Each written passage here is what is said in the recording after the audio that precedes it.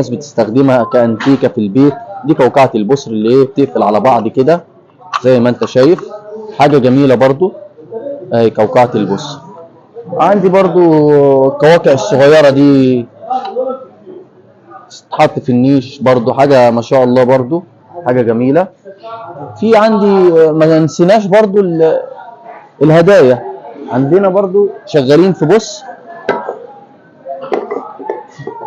الهدايا بتاعت اهي صدف برضو من البحر، متقطع ومعمول بالشكل دوت. عندنا ورش حرفيين بيعملوا الشغل ده.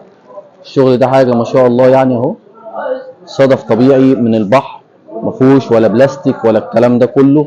ده حاجة احنا مش عايزين نخرج عن التخصص بتاعنا بره. حاجة ما شاء الله اهي.